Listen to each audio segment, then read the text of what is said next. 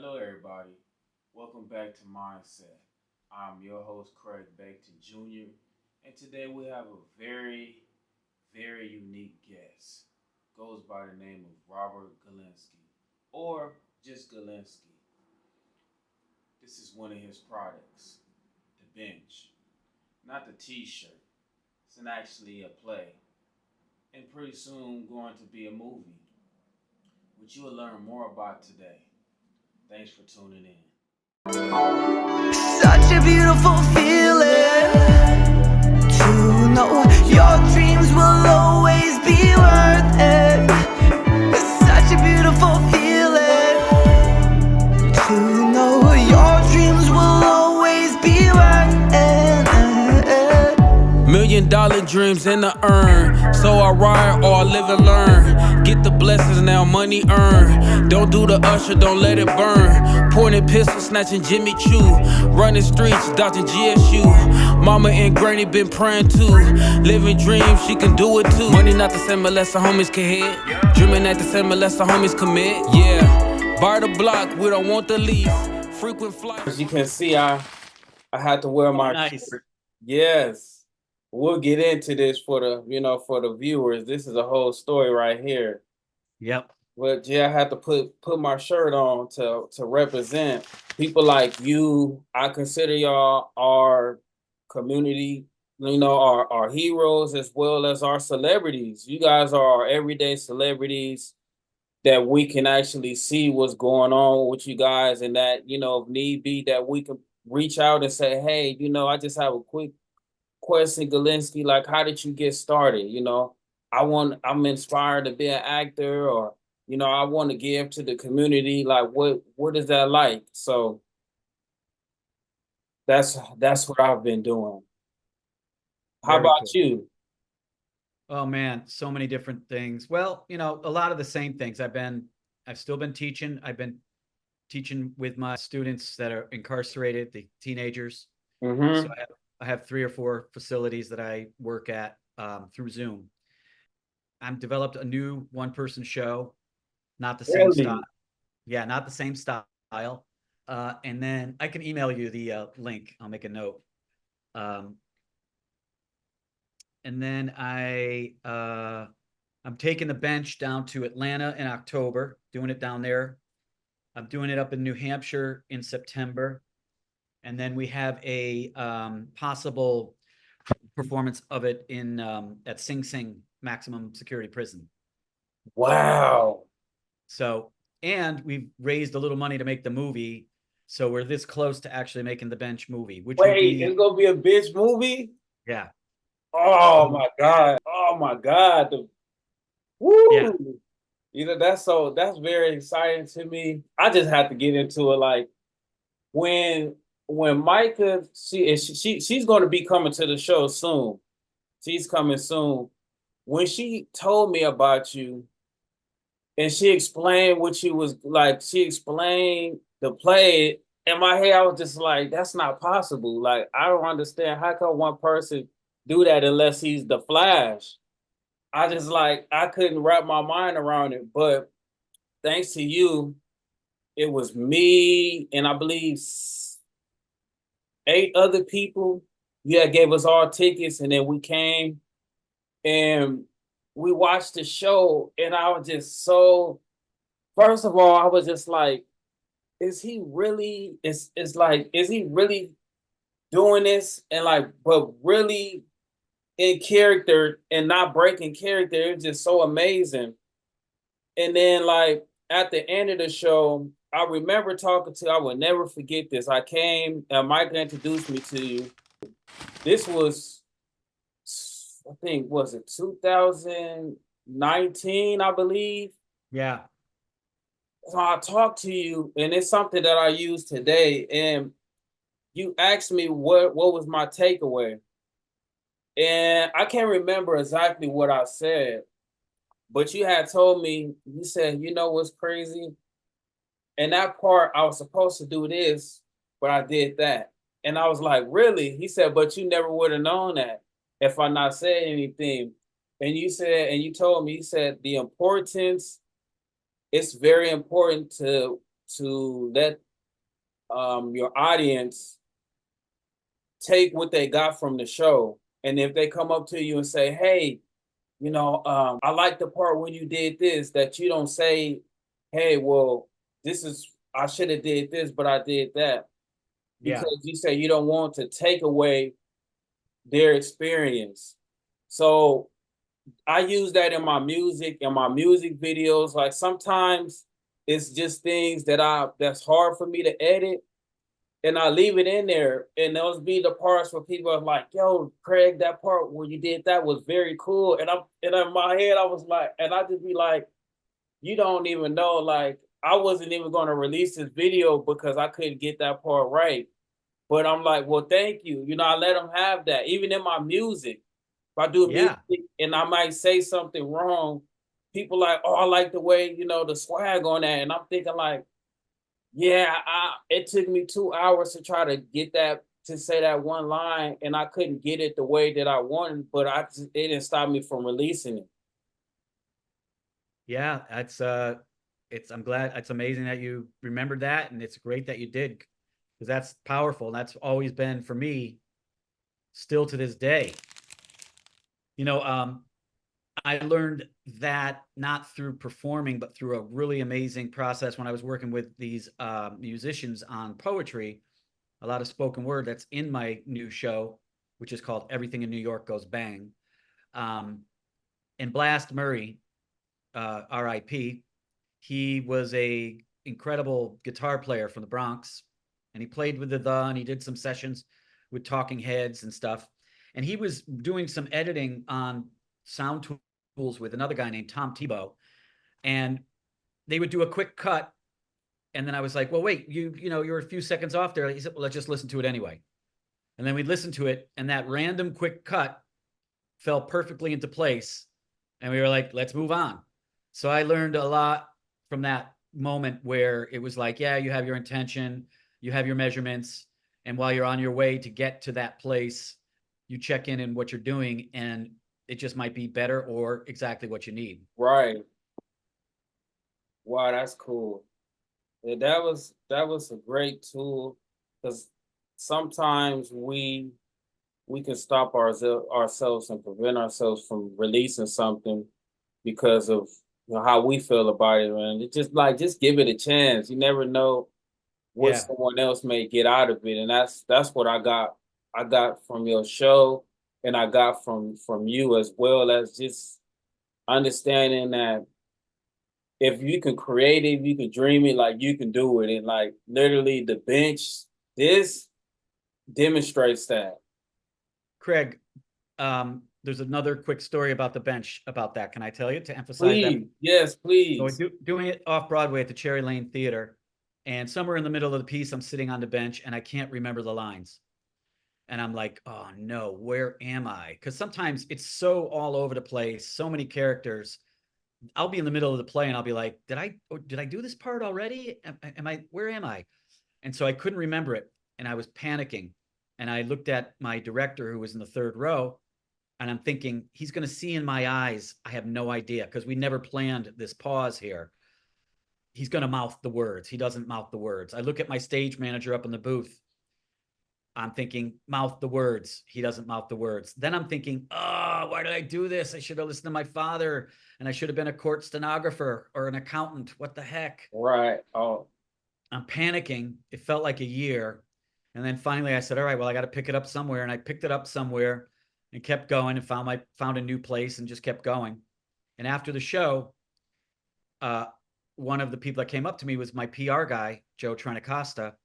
And he goes, man, that was really good. You guys been doing a lot of work on that. I go, yeah, we've been working pretty hard. He goes, but there was that moment where you were sitting on the bench and you looked like the world was falling apart around you. It looked like, everything was closing in on you and you were desperate and you didn't say a word. He goes, that was amazing. How did you guys discover that? And I was like, Joe. And then I stopped, and I want to make a point here. If it was a regular audience member, I would have done what we talked about. I would have said, thank you.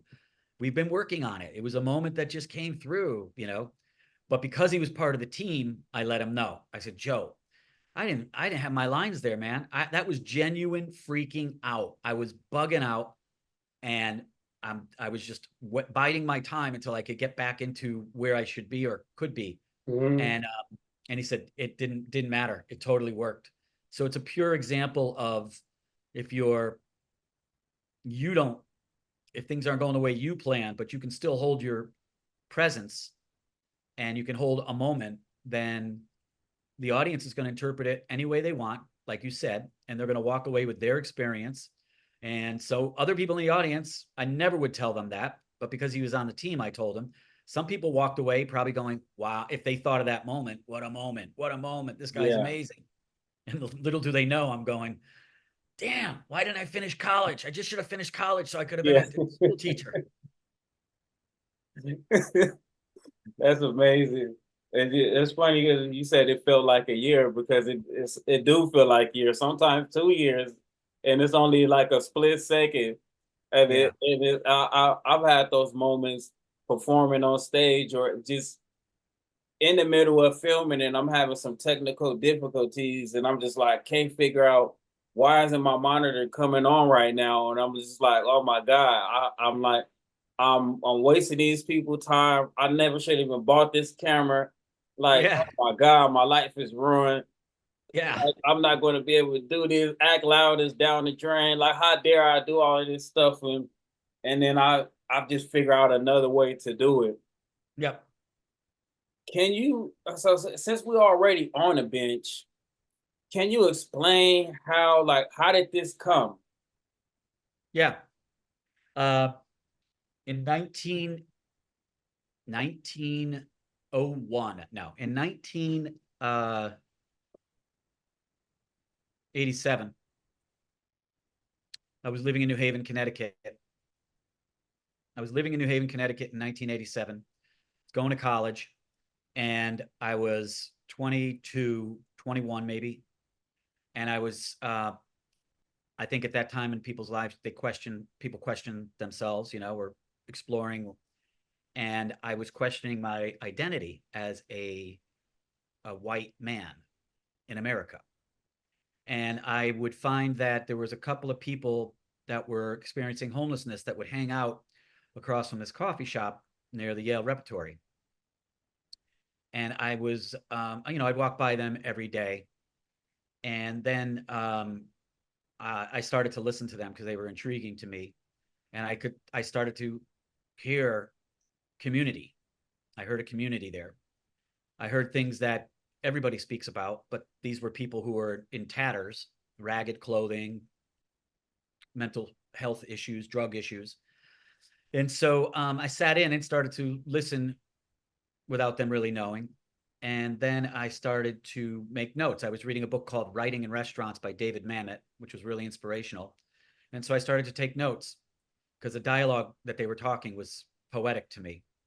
Um, at the time, I ended up, I, I wasn't homeless, but I was living in a basement of an abandoned restaurant by choice, um, because we were renovating the theater up, the restaurant upstairs. And me and another guy decided to carve our own bedrooms in the basement. So I was living under a stairwell. Sometimes under stairwells, there's that space there. So Mhm. we sheetrocked a wall and made a little door. And so I lived under a stairwell for about a year. Um, and we jacked the electricity. And so I was like kind of pulling away from my white suburban roots. Um, and I called my parents up about a year into it and said, I'm not really into college anymore. I hardly go. It's a waste of money for me. I'm spending more time at this theater. I'm not going to go back to school next year. And they were like, and I'm like, I need your take on that. And they were not happy. And they said, we need to think about that. So they called me the next day and they said, we've never seen you happier. Go for it. Wow. So that was liberating.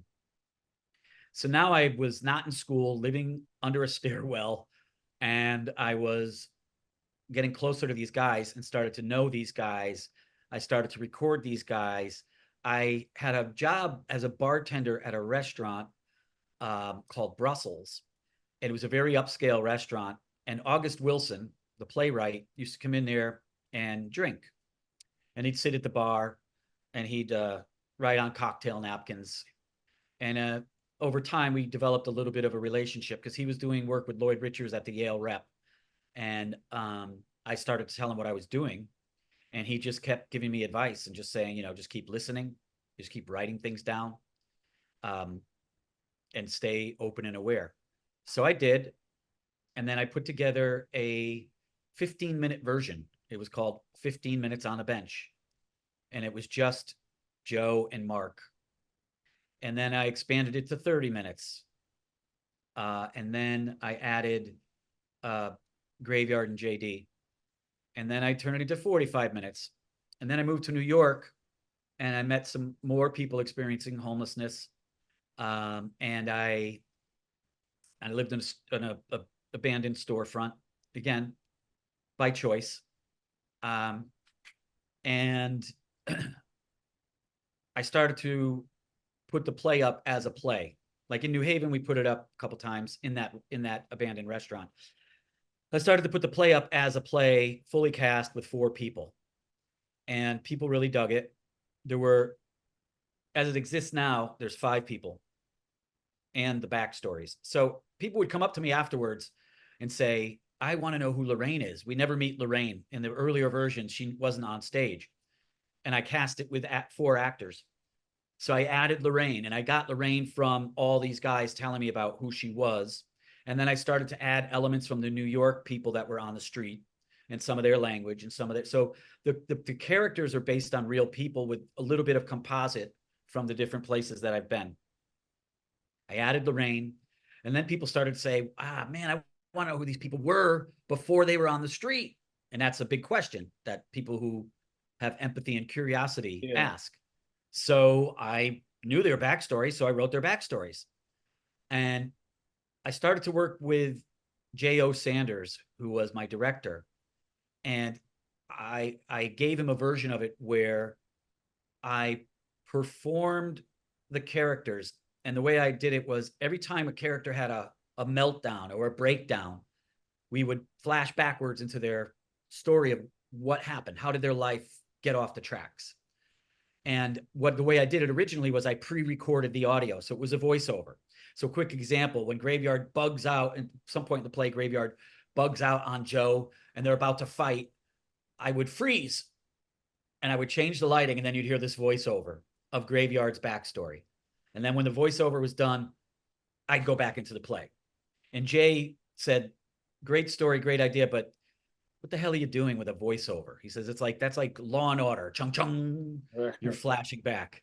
So he said, just do it as you. And I said, how am I going to do that? He goes, step out of character, tell the story, and then step back into character. So I was petrified. I tried it. It worked. And that's where and when we got to that point. So now it's at that place where we have those 5 characters. We have all their backstories. And it really changed a lot to add their backstories because people were like, wow, I didn't know. And they're all very different. Everybody's story is very different. And so it offered a lot more. And now people come up to me. When I did it in Atlanta last year, a woman came up to me and said, you know that character Mark, that young guy? I go, yeah, that's my son. Thank you for telling his story. He's in San Francisco. He's been on the street for 6 years, and we can't get him off the street. Another woman came up to me and said, my husband was here with me, but he had to go outside. He didn't want to be here for the talk back. He was a heroin addict on the street. He really appreciates how you told these stories. And part of it was his story, but he didn't want to be here for the Q&A. So it's been awesome in that respect to have people come back and just say how in different ways it's affected or touched them. And the thing I discovered too was it wasn't just about people. Like in LA, when we did it in LA, I offered tickets to the social services organizations in LA, free tickets, and they came. And a couple of times, social workers came up to me afterwards and go, you know, that character Joe, yeah, I'm like, yeah, he comes to my office once every 2 weeks for his session. That's that same guy. I know that guy. It's not the exact same guy, obviously, but these characters represent real people that people have had, whether they're family or they work with them, have contact with. Wow.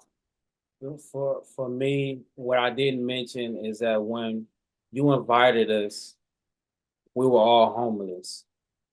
And me, some of your characters were with me at the show. And then some of the characters I have met just being out on the streets, talking to different people. So for me at the time, being homeless and then coming and see one guy play all of these different characters, and these people are homeless is just like me. I identified, and I just was like, it gave me sort of a sense of peace, because I start to feel that it's not so bad. It's not that bad. But if you was able to see, turn these characters, these real people into art, and that was fascinating to me. To take That was very fascinating. That's good for me to hear, because I was scared when you guys showed up. And, I like being scared. I like to think I like being scared until it starts to happen. Yeah, But I was scared when you guys showed up, because I was like, these are real dudes. You 8 guys that showed up, people. These are real people. This is really what they're going through right now on different levels. Are they going to think that I'm accurate? Are they going to think that I'm mocking them? Are they going to think that I'm not telling the truth about their lives? And how are they going to react? Are they going to feel like that this is embarrassing? Uh, and the fact that every one of you guys came up to me and told me that you felt it really validated that and made me less afraid to keep doing it. yeah. It was very. Me and Josh were so blown away, because we're like Josh. He's a very creative, technical person. I'm like a creative person in my mind. So like for us, it was just like, and Josh at that time, he was working at a million drops, so he had hands on working with these people, and him being homeless himself every day. So he was blown away, because he's like, I see these people every day, and I'm telling him like, well, I see these people on a weekend, or when I'm here, or when I'm just out the Salvation Army, just talking to different people, and just understanding like how they got to where they are at. It's not how they started. So for someone to take that and then turn it into an art and then perform it, it's still mind blowing to me. It's very mind blowing, and I really appreciate, just like everybody else appreciate the work that you put into, and the dedication to be able to bring this to the stages, and pretty soon to the screens. Thanks, I man. think it's very remarkable, and it's amazing. I've seen that you've also done some work in the community. Well, lots of work. I'm not going to say some. Lots of work with the homeless. Can you tell us about that? Yeah. I have been, when I do the show, I try to associate reality with it again, so I don't come across as exploitive. So in New Haven early on, I would volunteer at a couple of different soup kitchens. I don't even know if they call them that anymore. They still call them soup kitchens? I'm not sure. I think so. Probably in Yeah. different parts of of our country. Yeah. So there. And then in LA, before I went to LA, I was there. I moved there. I came there to do the play September of 2018. So in the spring of 2018, when I knew I was coming in May and June, I researched about 25 different organizations that serve people experiencing homelessness in LA. And I emailed them ahead of time and said, hey, I'm coming. I want to volunteer. I wanted to find the right place, because I didn't want to come in, do my work, be lauded for it, and not have an effect on the community outside of the theater. Um, Downtown Women's Center somehow clicked. And Downtown Women's Center? down by Skid Row. Yes. So when I got to LA, I had arranged that I was volunteering there at least once a week, serving food, preparing food. That was so satisfying. And everybody who volunteered, we were all cutting up vegetables and meats, and there were some great chefs there for about an hour and a half before people came to eat. And everybody who was volunteering was like, I want to serve. There was only like 4 spaces to serve because it was so rewarding to watch people hold their tray out, put food on their tray, and make eye contact, and have them say, thank you, and us saying, thank you, no, let us serve, thank you. So that was great every week there. And then I got in touch with Micah at A Million Drops Learning Center. And I said, let's do an improvisational theater class, which is how you met me. And she was game. She's an outside the box thinker, Micah both. And so we set it up. And again, that was not a paid position, just a volunteer. And I came in every week. Yeah. And it was amazing. I have a clip if you want me to play it. If you want to. Yes. I was going to ask you about that because I got it this morning. Can you share screen with me real quick? Let me see. If you go to participants and then click on my name, on the side it says make him a co-host. Okay, manage participant. Let me know when it hits it. Okay, make host. Okay. Yeah, so that was an experience that was brilliant because, and you'll see in this clip, you'll see that how many different types of people there are. There is no one kind of person experiencing homelessness. Yeah. Right. And so this was one of the pieces that we did as our final performance. I'd come in every week. We'd work for about 6-7 weeks, learning improvisational theater techniques. And I want to hear some of your take on this as well. And doing performance. And so many people said this is like the 1.5 hour in my week where I forget about all my troubles, where I forget about everything that's paining me, and I get to go and just fly and be liberated. Yeah. So this is a clip of a final performance where we made a machine, and this is probably the last 30 seconds of the machine. Everybody in this picture is experiencing homelessness except this one brilliant man over here, Pennell Bird, who I invited, and he took time out of his schedule to come to perform with us. One of the most brilliant improvisers ever. Sadly, Pennell passed away 3 years ago. He lived in LA, and this is the piece. This is people putting together a sculpture out of their bodies.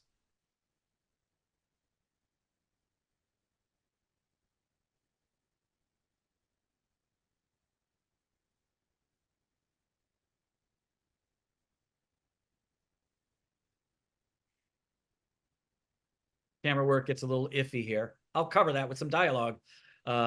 One by one, they go up. There's no order. It's just whoever feels like going in at the right time when they want to go in.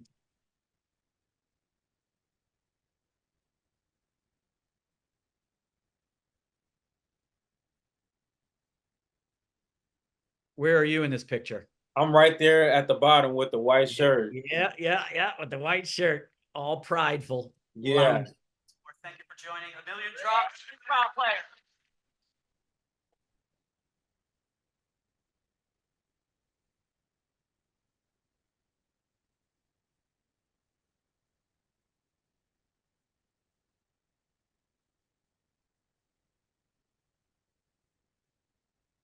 Yeah, man, that was amazing.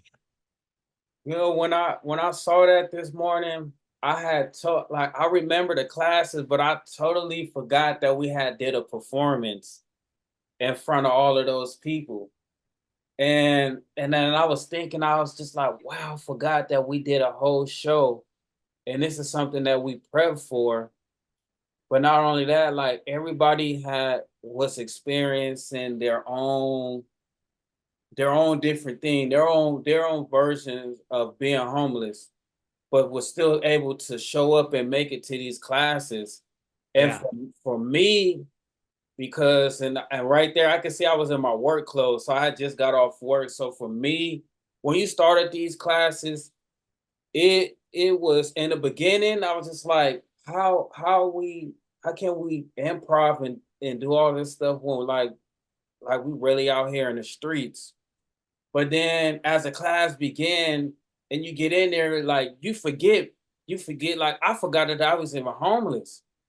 Like that's not even on my mind. Right now, I'm just like, I'm doing something that I like doing, like because I love to act and I love to improv, but being taught how to do it in a way to where I can create these characters outside of this room that can get me through, through my situation.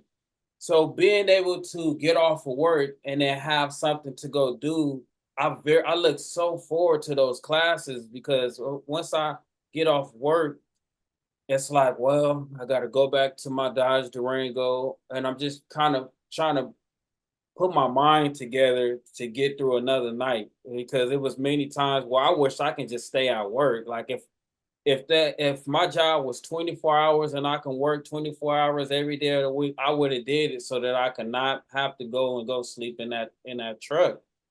But you created these classes and it was just like it meant so much to me. It was everything because it You just know gave me an opportunity to what? be, to not have to think about being homeless, but also to be something that I want to be and do things that I like to do.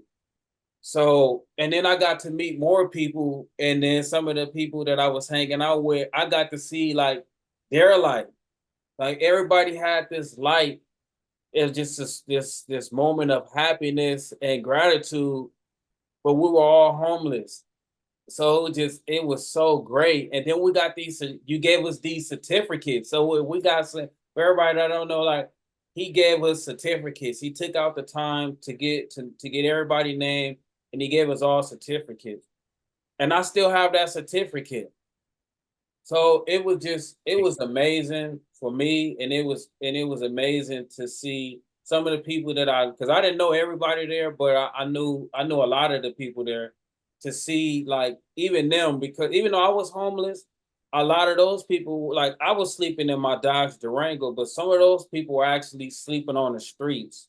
Yep. So Yep. it was a different level of being homeless compared to me, and to see like them light up compared to the days where we're all just like, just at the Million Drop Center, just being creative and seeing them be, frustrated and me frustrated as well. But knowing that, hey, their situation, even though I'm homeless, their situation is much, tougher than mine.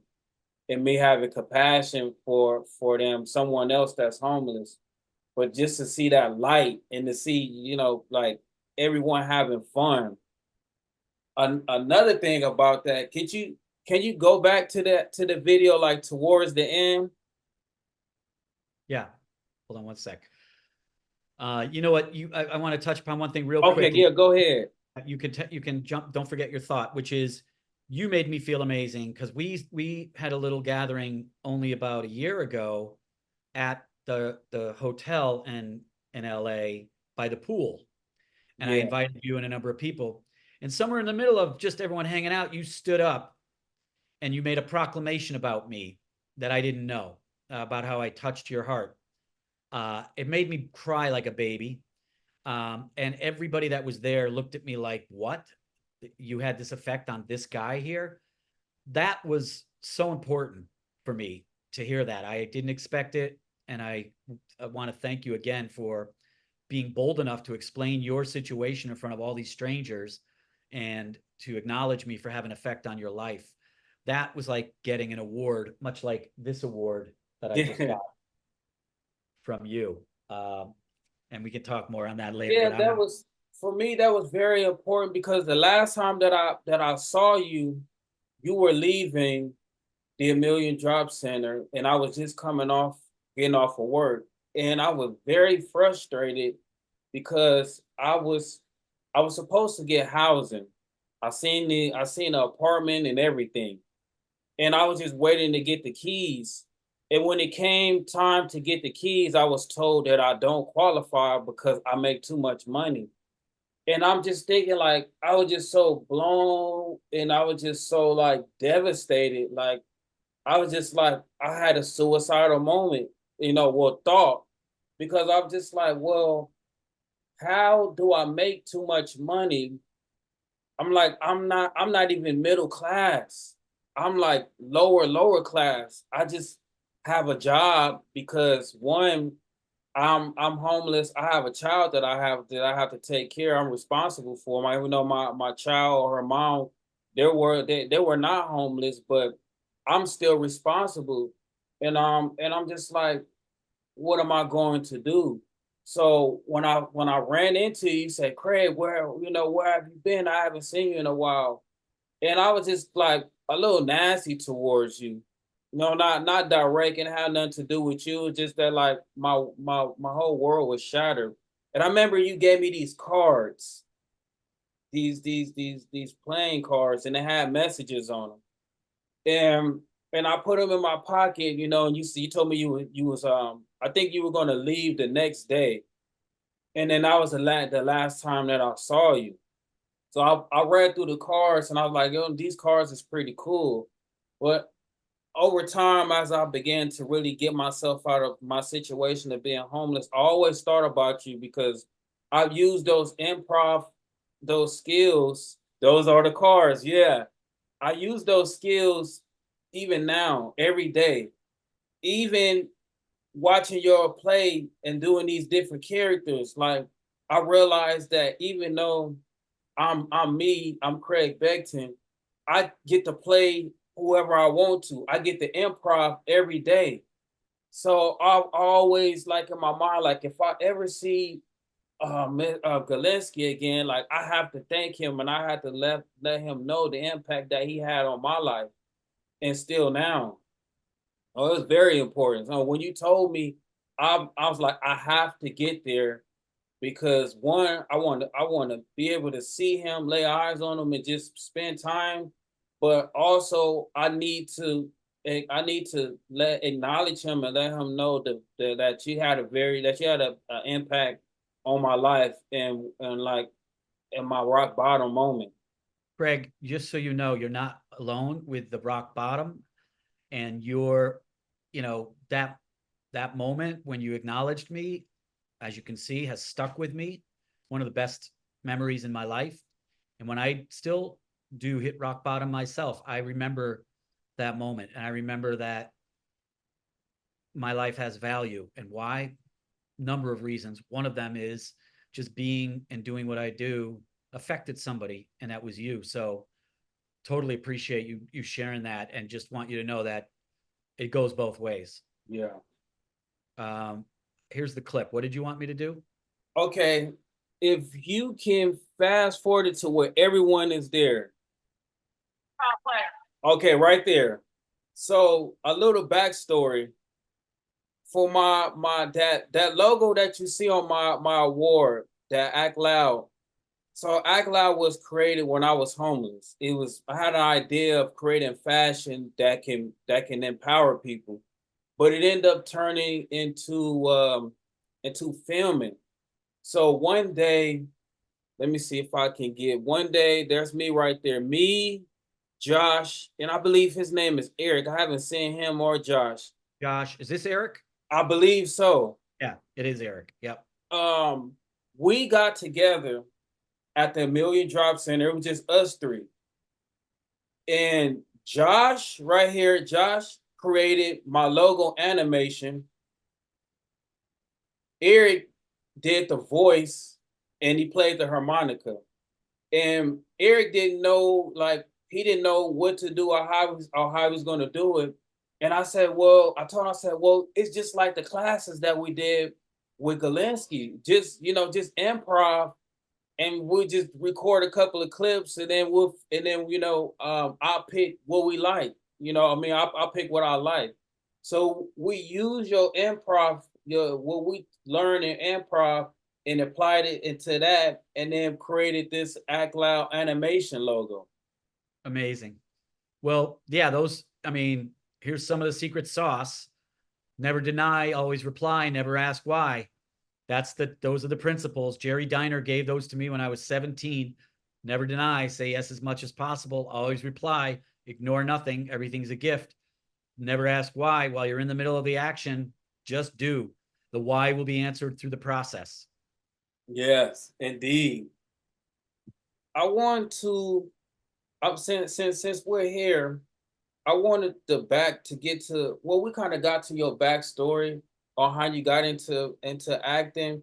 Can you tell us like what was some of your ups and downs? Because a lot of us, like even me, like we see the bench, we see the shirt, but we don't see like some of the barriers that you had to go through for to make this. I think that's important, even like for someone like me that was once homeless, that sometimes, you have moments to where you just don't know, you don't even know if you're gonna make it to the next day. You get uninspired. Like with the act loud thing that I created, like it was times I was just like, yeah, right. I was uninspired and I didn't think it was something that was gonna be here right now. Can you tell us about some of your ups and downs and some of the things that experienced with, creating this before it got to this? Yeah, I mean, it started out as a 15-minute piece. So, I mean, the best way for me to tell it is just like start somewhere. I had to start somewhere. Um, I did it in New Haven. I got it up to being about a 45-minute piece. And then it got me some recognition. And I thought that I was going to write some more and stay in New Haven. And then they decided, the theater I was with decided they want to do musicals. So I said, screw it, I'm going to New York. Um, I guess just the ups and downs. It's hard to say because it's been a slow ascension with this piece. Okay. Um, it's been just keep adding to it, keep developing it, keep pitching it.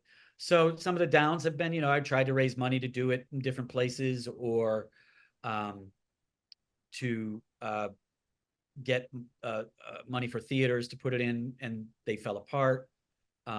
And then I met a guy named Terry Schnook, who is the executive producer of the piece, and he's a Tony-winning Broadway producer.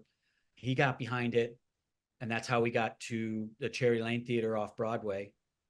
A downer was not getting what I thought would be New York Times review. A downer would have been, and these are trivial really, not getting any of the awards that go around with doing an off-Broadway show, like an Obie or a Drama Desk. That would have been nice, but I wasn't shooting for those. But I figured while I'm doing it, it'd be great to be recognized. And then going to LA with it was great because that to me is the epicenter of the problem. Yeah. Nowhere else in the country have I been where I see The Walking Dead Yeah. like I do downtown in LA, Yeah. in the midst of this opulence. So it was just before COVID. We had a lot of amazing conversations with some of the streaming services about doing it as a limited series. COVID hit, and then decimated all the momentum, all of the conversations that were going on. So that was kind of disappointing. But I'm still doing it, and I'm finding new venues to do it, like Sing Sing Prison. I performed it at Rikers Island Jail, and going to Atlanta, going to New Hampshire. I did it in a little piece of it in the UK. So it's been a good journey. There's this occupation, this industry, entertainment and arts. People are like, oh, it's so you're going to face rejection, and it's so difficult, and it's so hard, and it's not an easy path. And I keep thinking, no matter what you're doing, it's difficult. You face rejection, and it's not an easy path. You can work at Walmart and try to work your way through the ranks to get up to manager, and you're going to face obstacles and people and events that are going to kind of throw you off track. So it doesn't matter. You can be an investment banker, you can be, working for IBM or whatever it is. Every occupation, every industry is challenging and difficult. So for me, it's it's a bit more rewarding to know that all of my successes and failures are based on me and my effort and my vision, as opposed to being in the cradle of someone else's business or a large corporation. Okay. Taking what you do from, from working with us and being with us as homeless people, and to going into these facilities like Riker Island. How was that experience? Rikers Island was awful. I mean, it was a beautiful experience because I was somebody who was an outsider who had come in. So when you're an outsider coming into an organization, oftentimes you're looked at as a breath of fresh air. You're something new and different, right? So you're like, ooh, you're a shiny object. So that element cannot be denied. That was part of it. Going into the space with that in mind was amazing. It was wonderful. It was like, and again, even in Rikers Island, you're standing up poolside to acknowledge me came to me as strength, because I was like, this is a hellhole. I mean, this is no one's child or any human should be in this space. And I was looking at, young men and young women who, if their parents saw how they were being treated, would be at the gate every day trying to get them out. It was disgusting on so many levels. The people that run Rikers Island are doing the best they can with limited resources and tons of bias. And I would say that the majority of the people that work there, corrections officers and captains, are good people. They're struggling against their own odds that they face with staffing and funding. And there's a small percentage of the people that are in control at Rikers that are terrible people and do take advantage and do bad things, and do create a negative environment. But the majority of people, and I want to point that out because people think that everybody at Rikers Island is an asshole and disregards humanity, and that's not true. It's just that this structure and this facility has such a bad momentum that it's hard to break that momentum, and there's no oversight. It's grimy, it's dirty, the food is terrible, the ventilation is terrible, the mood is terrible. So going in, I often felt like I really did feel like I was offering a sense of love and optimism, and let the guys know that not everybody in the world is going to be against you. And every time I went in and I met people from that facility and others that I've gone to upstate, I let them know, get in touch with me when you get out if you want a hand. Every single one of them. And not everybody does. Only a few do. But I have a poet that came out of one of the facilities, and we worked on a TED Talk and submitted it. And she did a TED Talk, which is great. Her name is Jenna-Rae Earp. If you want to look at her TED Talk, it's Jenna-Rae, Jenna-Rae, She did a TED Talk. I got another guy that is constantly, I hire him all the time as my stage manager, Keem Driddy. He's a hip hop artist as well. So, and there's a number of other guys that I've stayed in touch with that if I can offer them resources, I do. And I've become friends with a couple of them. And so from very bad places and situations, very amazing, wonderful things can happen. When you got the opportunity, or knew about the opportunity, or knew that this is something you wanted to do, what type of mindset did you originally have going into these spaces? Originally, I went in like, I'm going to change these guys. I'm going to change this place. I'm going to, work hard so that they want to succeed and they feel that there's hope. And I want to see tangible results. And what changed was I don't care about tangible results anymore. I care about the moment of contact. I care about the time that I spend with them. I have no control over what happens when I leave. I have no control what happens when they get out. So I don't want to think about that. And that's analogous to acting too. You go in for an audition, you do your best in that moment, and then you leave it. you have no control over the decision making after that. So that's something that I stuck to, is I would go in without any expectation that I was going to change anything. I was just planting seeds. And there are examples of guys that did change and that did take those seeds and do things. So the biggest thing was, my biggest takeaway was no expectation. Just let these guys know that me and other people, many other people out there are the same. We have love for you and we have hope for you, and we want to do anything we can for you to tap into that yourself. Yeah. You know, once I went to a FedEx, really amazing. I went to a FedEx to ship some books upstate to a facility I was going to. And the guy looked at me and he was like, I know you. And I was like, no, I don't know. I don't recognize you. He goes, no, I know you. You were up at Horizons, which is a facility in the Bronx, and you were one of my teachers. I go, oh yeah. Oh yeah, cool. He goes, yeah, yeah. I go, great. Look at you. You're behind here doing FedEx working. He's like, yeah, it's great. So these books are going upstate. I go, yeah. He goes, well, I can't do it for free, but I'm going to give you the fastest, cheapest rate I can. And I'm going to charge you the least amount I can. So, but it was amazing to see somebody behind the counter, and it was proof that good things can happen to people.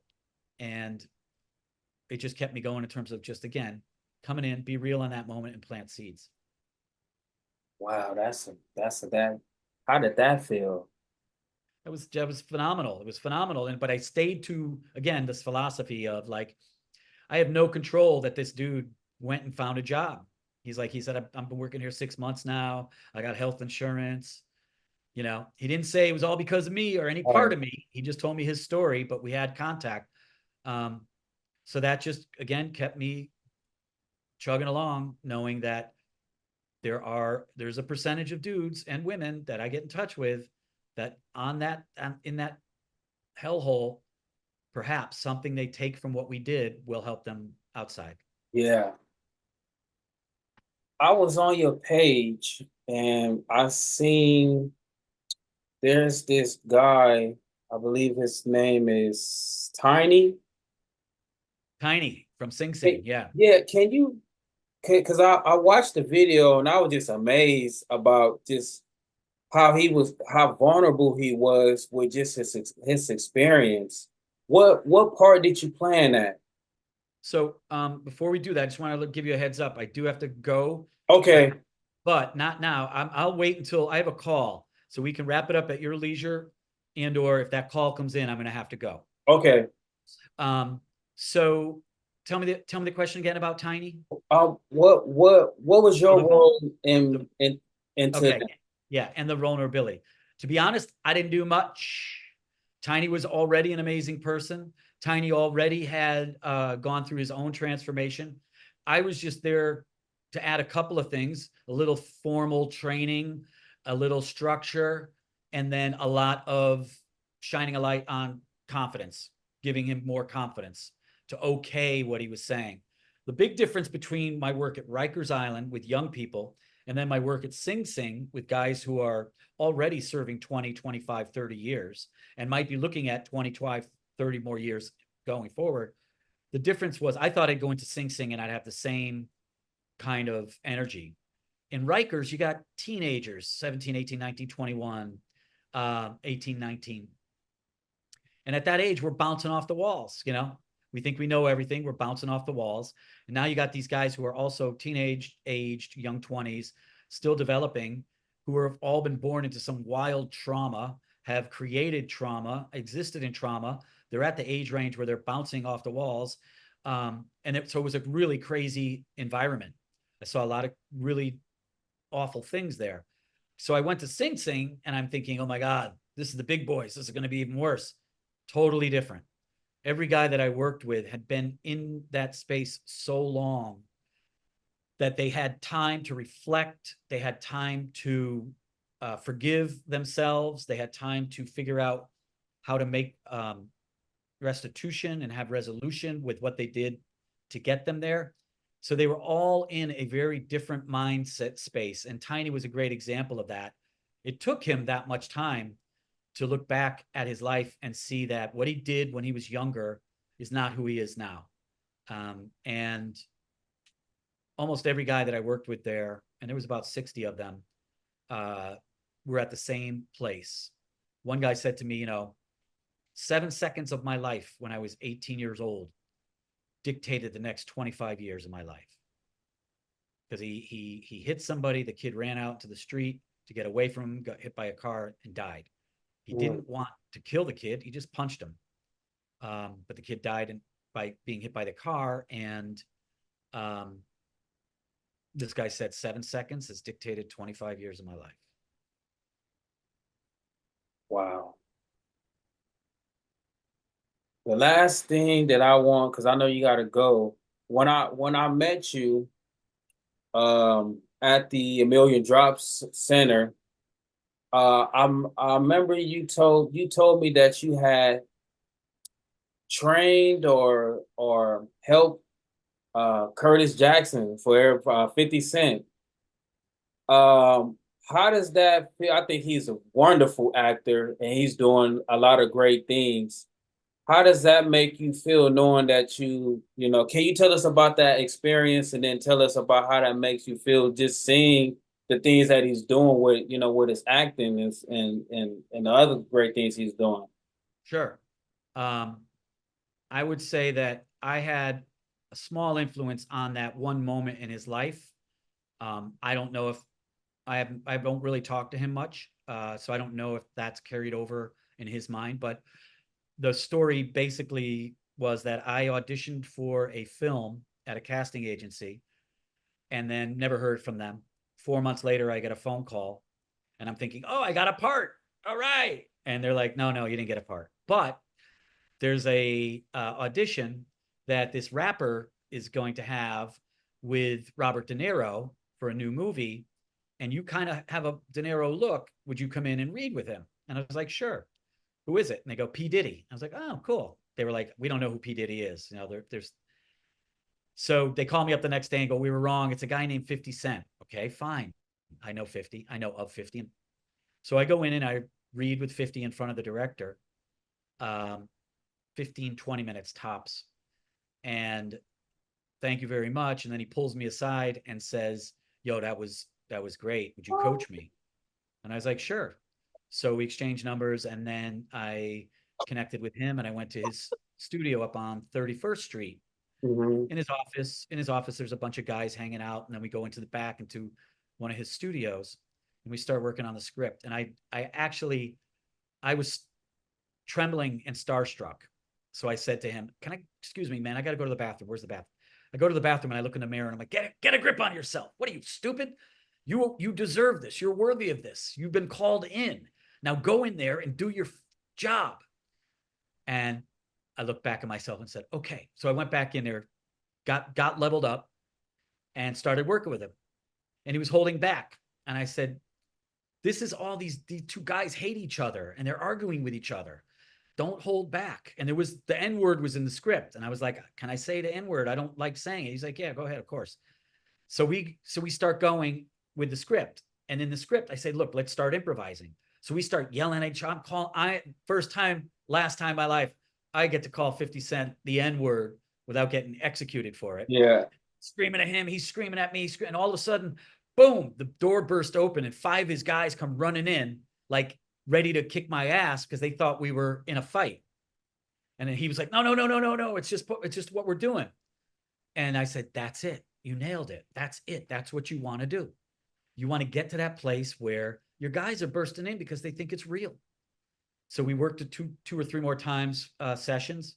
He got me the night before he went in to the audition. He auditioned with De Niro and Pacino, and he got the part. Wow. That's the part I didn't know. Wow, that's amazing. That's cool. That's very cool. You are such a very talented man, and I appreciate the impact you had on my life and everyone there at the Million Drop Center and all of the great things that you do out there in New York and wherever you go. I really appreciate you donating your time because I know you're a busy man. Hey, And man. I look forward. I go ahead. Sorry. I look forward to this on the screen. Yeah, man. Yeah, we didn't really talk about that too much, but it's going to be on the screen. Well, So yeah, can you tell us some that's a part I did forget about. Can you tell us about that, please? yeah. So, first of all, I want to acknowledge you for staying in my life and still reaching out to me, because, like I said, it's yin yang, it's back and forth. You inspire me just as much as I might inspire you. So thank you. Um, I did the show in LA a year ago. I was in town for a week directing another show and did it spontaneously. And there was a guy in the audience that I had just befriended, and he was like, I invited him, and he told me later on, he was like, it's one of those nights where I didn't want to go. He's like, well, I'm gonna go see a play, see a guy do a one-man show. I don't want to see this. But he came, and after the show, he came up to me, goes, this is it. This is your vehicle. I want to direct the film. I was like, great. And he already made 3 or 4 films. So he said, I'm going to write a screenplay out of the thing. So we spent the next 2 months writing and rewriting. He came up with wild new ideas, was super respectful of the original and my feelings while he was doing it. And so we got a script done within like 4 months, and then started going out to look for money. Had a couple of deep, dark rabbit holes we fell down because people said they had money and they really didn't have money. And people do that a lot, which is a drag. But then in February, my executive producer, Terry Schnook, went out and looked a little bit, and he found our first investor. So since then, we've accumulated about $500,000. The budget is 1.1 mil. We want to make it a very slick, tight, independent film. And we've again this spring have been down a lot of rabbit holes with people who say they want money, and then they turn around and say, but you have to pay us in order for us to get you money. No. And now we're poised, we're close. We're looking at a couple of investors that look very real. Confidently can say that I think we will be funded by the middle of September, which means we would go into pre-production in November, December, and shoot January, February. We'll be shooting in Colorado because my director, Ron Carlson, has made movies there before and has great resources there and relationships there. So hopefully we'll have something shot and cut and ready to submit to festivals 2025. And the idea is to create that festival darling, the film that everybody goes, holy cow, where'd this one come from? And then from there, make a deal for, a purchase and distribution. How do you keep going? What keeps you going when on those dark rabbit hole moments? Good friends that give me good advice and keep me going. I look at things like the award I got from you in order to remember that what I'm doing is worthy. I think it's really just, it's that. I think of my mom and my dad who believed in me. I think of the friends that continue to support me. And I know that I don't want to give up, because the work that I'm doing is fighting what I feel is a corrupt and terrible system of oppression for people. And so if I give up, then I'm giving into the slave masters and the board members that don't care about human beings. And I don't want them to have that satisfaction. So that's kind of the alchemy of it. I've got good friends like Mark Schoenfeld and Lynn Shea, Gina Rigolo Judd, Ron Carlson, my brothers, my memories of my parents, my good friends here in New York and LA. And a lot of times I'll wait it out too. I'll let those voices ring through my head as I wait out the feeling that I have in me that is debilitating me and making me feel bad. Yeah. I really like the story. What I hear, like one of my biggest takeaways from this that we're doing right now is to just keep going. The building. You started 15 minutes, 45, it got bigger, and then now here you are with a moment to take this to the screen. And hearing your ups and downs and what keeps you going, it's very it's inspiring to me, because not only am I hearing it, but I've had a chance actually to see um to see you in a place of where something, I didn't see where it started, but to see where it was at, and then now I'm getting a chance to see where it's going, and to be a part of it. I think that's amazing, and it's very inspiring, not only to me but to our to the viewers, that it doesn't happen overnight, but if you stay consistent and you keep going, it's happening. Yeah. Yeah. And that cliche, enjoy the journey, not the destiny. That cliche is real. You know, it's like, what am I doing? When I look back and I think I try not to be too sour when things aren't happening right. It's just part of what's happening. So staying in the moment, a little bit of meditation, and remembering great people like you who have overcome incredible obstacles and odds, and are now giving back as well. So my Act Loud award is on the wall, and it keeps me going. It's inspirational. So thanks. Yes. Well, thank you again. Do you have any encouraging words for our viewers, our creators? Just Langston Hughes's poem. It's called Motto. Goes like this: I play it cool and dig all jive. That's the reason I stay alive. My motto as I live and learn: dig and be dug in return. Thank you. Thank you, Galinsky. I appreciate your time, and we'll be in contact. Yeah. And No doubt. also, if there's anybody that you know that's doing great things that you would like to nominate, reach out to me, I will. For please. sure. Okay. Well, Thanks, thank you Craig. for your time again, and I'll be looking forward for this. Thanks. And I'll be looking forward to seeing whatever you create out of our conversation here Oh today. yeah, oh yeah. Once it's done, I'll send you the link. Right on. Okay, thank you. Thanks, Craig. All righty, no problem.